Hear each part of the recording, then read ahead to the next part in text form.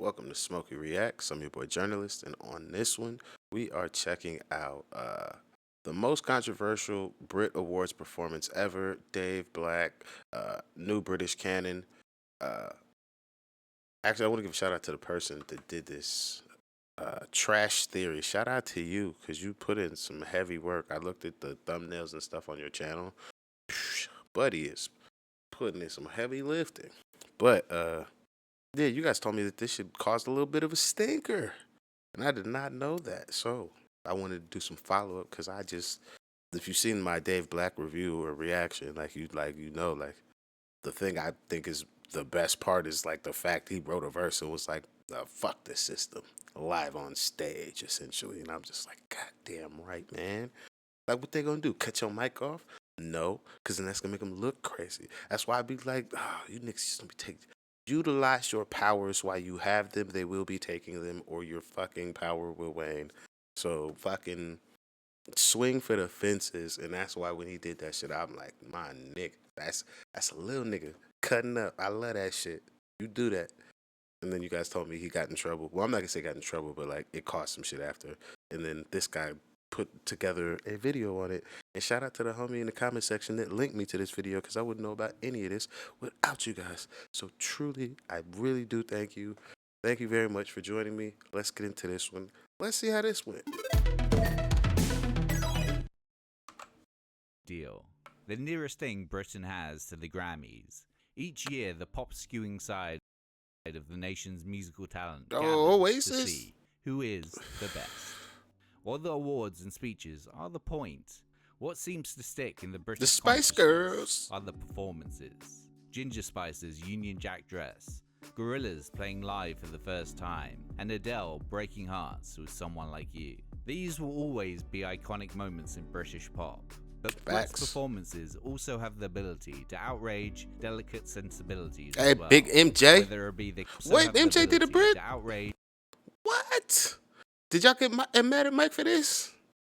delicate Oh, the OG. sensibilities as Fuck it well. up. Fuck it Whether up. it be the KLF featuring extreme noise terror, thrash punk reworking of 3am Eternal, Pulp's Jarvis Cocker mooning Michael Jackson, or Kanye West beating the censor when debuting All Day. But the Beating the censor. What does that mean? or Kanye West beating the censor when debuting All Day. But the most complained about performance in Brit's history happened in 2020, and it made Britain ask itself some serious questions about prejudice, systemic oppression, and racial identity. But before all that, who is Dave? This That is new British motherfucking Canon, nigga. and this is the story of Black. Walked in the raid, on my face. Hey, that boy, hey, he cutting up on that Dave was one. born David Arabasa Omaregi in Brixton, 1998. Growing up in Streatham, his early life was I grew up in Stratton. I see what you doing there, bro. You cheeky cunt. I see what you doing there. I grew up in Stratton. Same time, man, I was giving out testers. 1998. Growing up in Streatham, his early life was eventful. By the age of 11, his two brothers had been sent to prison. His older brother Ben, 4 years for robbery. His eldest brother Chris serving a life sentence for a gang-related violent crime. Because of this, his mother tried to reduce the risk of her youngest getting into trouble, making sure that Dave would not leave the house after school, so that he wasn't just watching anime and playing video games. When he was 14, Dave's mother gifted him a digital keyboard. Practicing every evening, That nigga could really play the piano. That's what's up.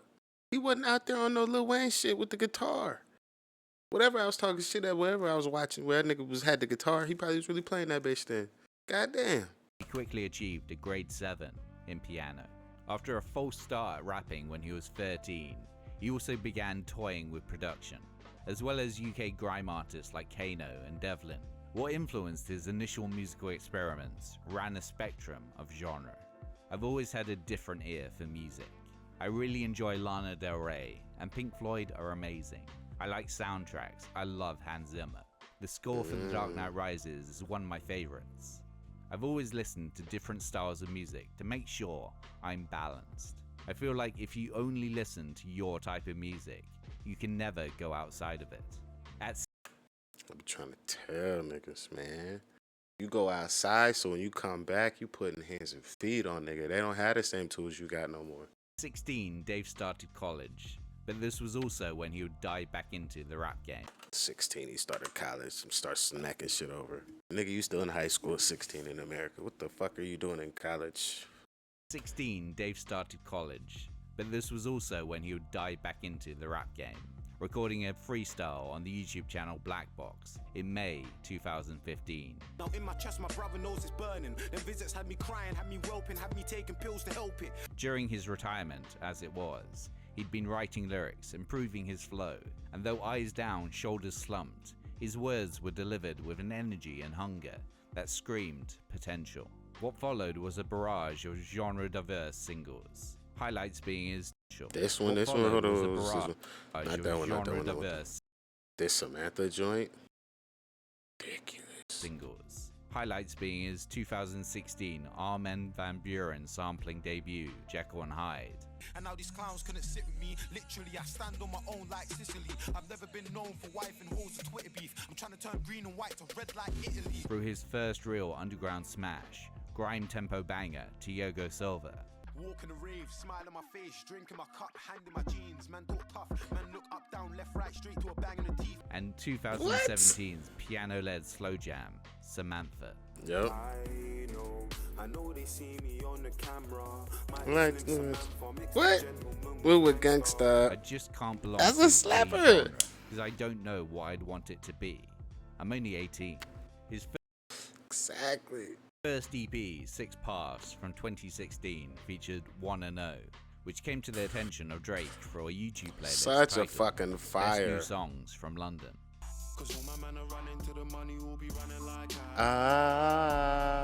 Drake remixed and released it as a single in October 2016. Nah. He did a spaghetti pasta. That ain't no remix. That nigga wrote like 6 bars. That's not a remix, nigga. Becoming Dave's first chart entry, peaking at number 51. And That shit should have been a number. It should have peaked at like 15, maybe 7. Like in the proper world, it should have been 15 or 7. 51 is just disrespectful to the level of fire that record was. opening 51 should have been Dave on his own. With the Drake stimulus package, it should have been 15 or number 7. up to a much wider audience. Between 2016 and 2019, That's a slap right there too. That's, oh my god, that's a up to a slapper. much wider audience. Between 2016 and 2019, Dave in total released 11 singles and 2 EPs. Tequila's cool. Achieved a UK That's a slapper. Like, oh my god. number 1 with the Fredo featuring Funky Friday. One hand on a girl I'm dating, one And on the cash I'm making, my young boy. Funky Friday, and have all your man them skating. Hey, and Performed live what? by Hey, that's a slap. I love that artists song. such as Canon, Drake, That's a slap. That's a slap. I don't know about that. Nice for what? That big for your boots. That's a slap too. I fuck with that one. and raised his profile to become one of the most promising young voices in UK hip-hop, but he had yet to release his debut album.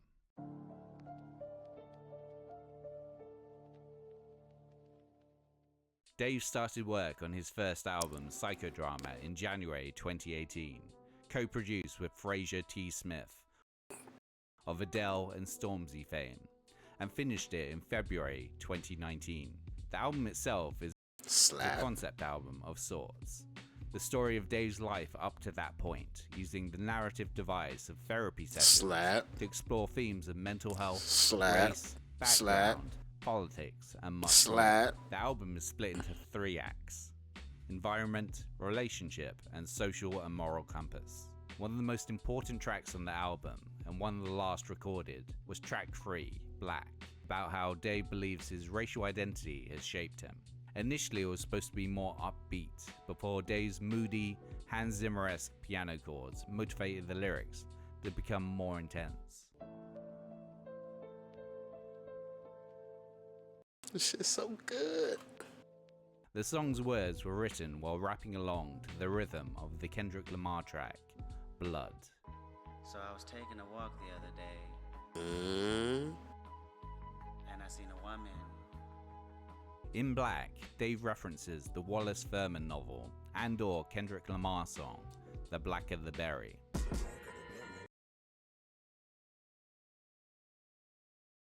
Tupac just chopped liver, blood? The fuck are we doing here? The Nick Kendrick's fucking talking about. Oh my god, blood. What are we doing? This nigga Tupac just become chopped liver because the nigga can rhyme nice. And we ain't had nobody rhyme nice for time in America. Look at the disrespect. Oh my god. If Pac is dead, he's spinning. That nigga casket about to break. Man, I'm not even a Pac guy like that.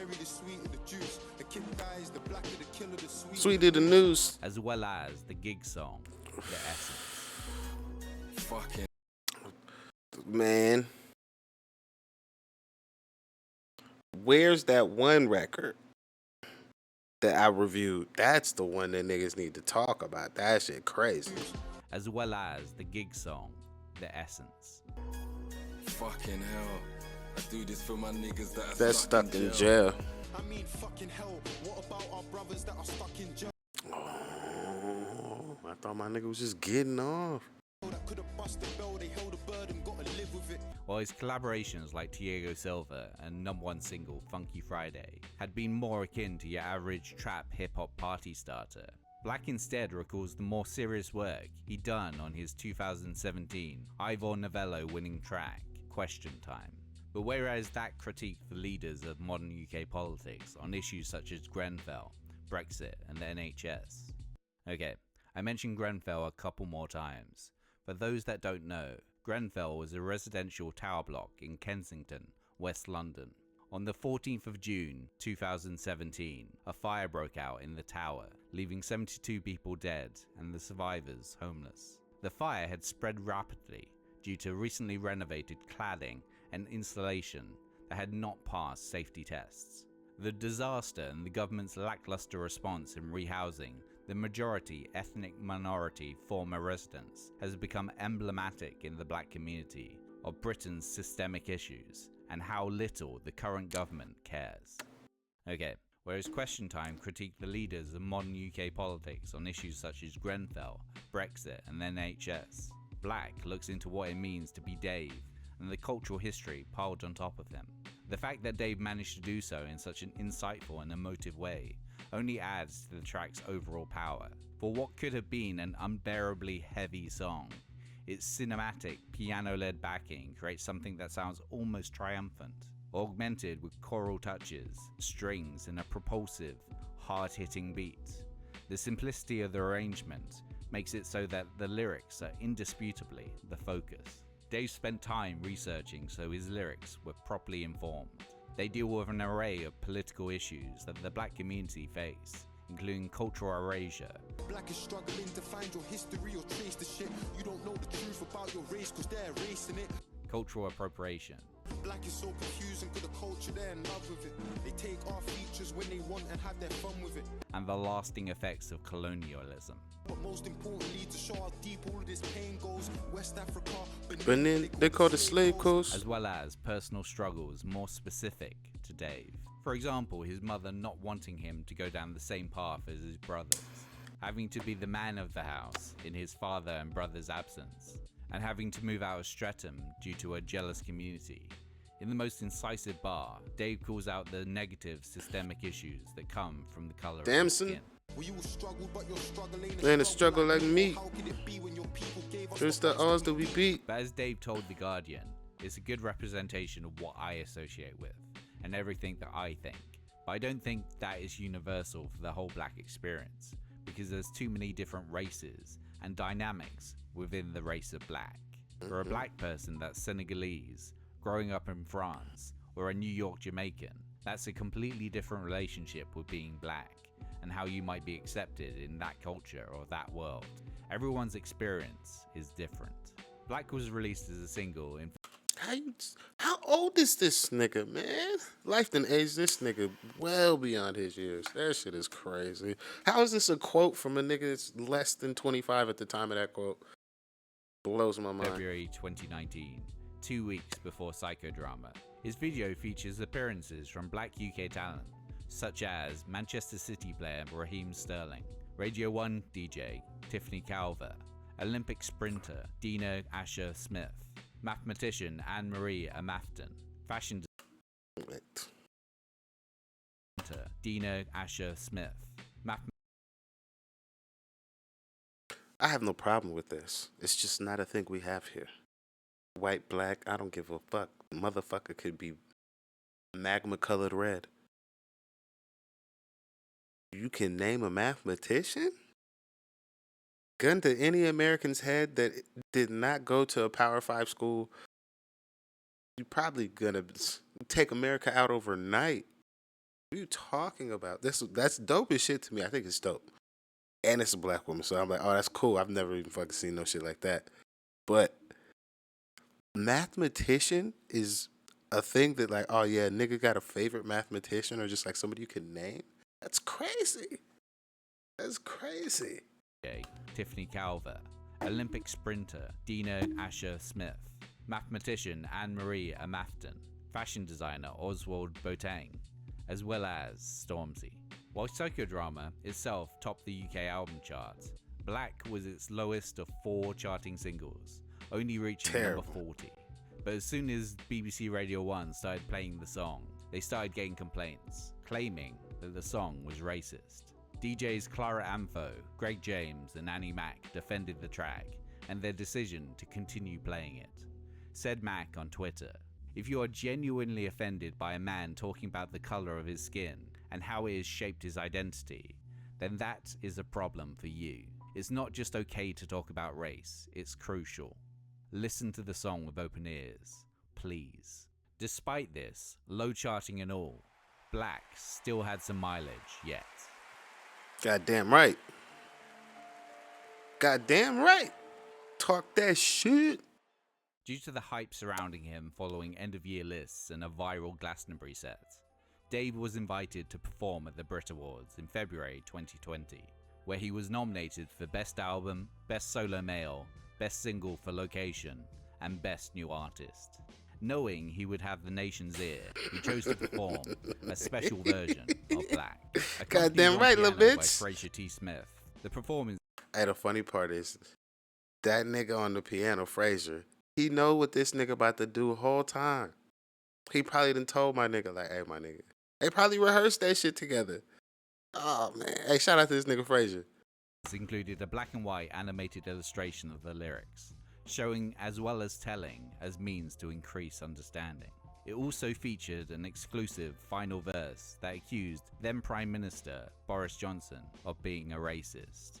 It is racist, whether or not it feels racist. The truth is, our prime minister's a real Racist. Pointed out the disparity and how the press talks about Prince William and Harry's respective wives. Now, if you don't want to get it, then you're never gonna get how the news treats Kate versus how they treated Meghan. And asked yet again what is being done for the victims of Grenfell. But Grenfell victims still need accommodation. A query he'd asked 3 years earlier on Question Time. I got a question for the new Prime Minister. At Grenfell Tower, your response was ridiculous. And still hadn't been resolved.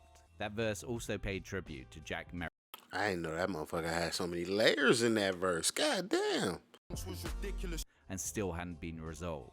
That verse also paid tribute to Jack Merritt, victim of the London Bridge terrorist attack in November 2019. Rest in peace, Jack Merritt. You're my brother in arms. There's tears in our eyes and love in our hearts. Merritt's father said of Dave's. I guess this young lady, too, is somebody that was killed at the same time as well. I don't remember her name, but we're going to try and give her some more light as well because that's we only be talking about Jack. I guess we're supposed to talk about both of them people. I'm just trying to give as much light to everybody that needs it. And if somebody's getting left out, we definitely get some light to this. Because this is fuckery. Performance. We were blown away. Jack knew Dave on a personal level because he worked with Dave's eldest brother, Chris. They weren't best mates, but Jack went to see him perform a couple of times. We were so touched that Dave wrote a verse for Jack. We had no idea it was coming. It moved us to tears. Through his performance, Dave was greeted with cheers, and a standing ovation followed his mic drop. Little bitch, I'm out of here. Said Dave, that performance has been on my mind for months now. I've been rehearsing it for about 6 weeks. But I said what I needed to say, and I'm happy. And people complained. More than 300 people, in fact. Claiming that Dave was racist. Claiming that Boris Johnson wasn't racist. And the UK's communication regulator, Ofcom, rejected them all. This is not the first time that performances featuring hip-hop artists had offended those watching the Brits. When What the fuck is this? performances featuring hip-hop artists... I have no context, so when I ask what the fuck is this, I'm gonna need y'all to really explain this to me. Cause this shit look wild. What? The fake rain on the stage? He must trust the fucking workers there too, bro. Like, I don't know if I trust niggas enough with electronics. Yeah, I don't know. Also, nigga might slip. How we got some no slip? You spray some hydrophobic shit on the bottom of my shoes, something? I don't know, man. I don't know. offended those watching the Brits. When 30 of London's grime elite, featuring Skepta and Stormzy, joined Kanye for his performance of All Day in 2015, dressed in black, flamethrowers aloft. Fragile types weren't best pleased. 150 complaints. In 2018, Stormzy, amid a freestyle rap while performing Blinded by Your Grace Part 2, also criticised then Prime Minister Theresa May about her handling of the Grenfell disaster. Yo, Theresa May, where's the money for Grenfell? What, you thought we just forgot about Grenfell, you criminals? This also got its fair share of complaints. The same year as Dave's performance, Tyler the Creator dedicated his International Male Solo Artist Award to Theresa May, who'd previously banned him from the UK due to his song lyrics. And I want to give a special shout out to someone who I hold dear to my heart, who made it where I couldn't come to this country 5 years ago. I know she's at home pissed off. Thank you, Theresa May. And again, more complaints. Yo, that nigga's a troll. These performers unnerved a section of the British public, proving that not everyone could handle honest black music. As stated by journalist Nadine Batchelor-Hunt, British people are more appalled by the accusations of racism than they are of actual racism happening before their eyes. Cause y'all be like, it's classism first, bro. Like, I'm poor. I may have an issue with you racially after that, but the thing I uptake with you first, I'm poor as well. You're poor. I hate you just regardless. You just happen to also have a bunch of other shit. Is how it keeps getting explained to me, and I'm just like, yeah, I don't think it's that simple. I don't think it's that simple. But I do get that that could be how a lot of people perceive it, is like their standpoint. It's like, yo, I don't give a fuck how a nigga look over there. I'm poor, he's poor. These niggas is fucking us. That's the fight I'm taking up. I don't have time to deal with the other shit. And I'm like, I like this attitude. I understand it. But it does leave a lot of blind spots. But it starts in a better place than shit. The well-meaning white liberals that I have to deal with in America, because they are far more dangerous than the openly racist people that I have to deal with here. And they don't even get that shit. Oh, Jesus. I'll be fucking on this shit for fucking hours. Yeah, I'm going to just cut it short. And that's what it comes down to. Questions are asked that are too uncomfortable. Truths are told that some find too awkward to acknowledge. But the white outrage that Dave provoked served a purpose. It's not rebellion for rebellion's sake. He had a message to get across. NME said of the incident, Dave raps not to shock, but to investigate and interrogate. As much as a select few were shocked and appalled, Dave's performance and vulnerability got people talking about the issues, made them reassess their beliefs, educated them about prejudice, systemic oppression, and racial identity. All Britain needs to do is listen. My way of making a positive impact, like you said, is just trying to, educate, tell stories, and let people know where I come from, how it might, be not too dissimilar, or it might be very, very, very different from where you come from. But again, the human story is one and the same. Thanks for watching. Like, comment, and subscribe. So this wasn't the video. All right, so yeah, this is, to me, is very informative. Especially gives me a newer aspect of kind of like when I listen to this music. had no idea that he had such an affinity, what I would now assume for cinema. If you were talking about niggas' scores, did you like if you've watched my people just do people just do nothing. If you've watched me do those, then you know why I didn't want to watch the the sets from those guys, because I wanted to have a suspension of disbelief. This is something I learned when I've gone to music school is, oh, there's this term that they work around because they want you to have a suspension of disbelief when you watch something. So when I watch movies at this point, or like any media, that shit is primarily ripped away. I don't have that for a lot of things. So like when something's really good, I'm like, oh my God, like this is amazing. So when I hear this nigga Dave talk about scores, I'm just like, oh yeah, your suspension is dead. You no longer, like, you can't watch a movie like a normal person. It's not even possible. You separated what each job of a nigga is doing down to like how it works into moving parts. You're not watching a film anymore. Like that's how I see it. Cause I'll watch something and I'm like, oh, that's ADR. Oh, that's how they did it. That's a practical effect. That's CGI. Like it's hard to watch it after you know how it all gets put together. So that's why I'm like, oh, I didn't want to do that with the sets, because I'm like, I'm kind of in it.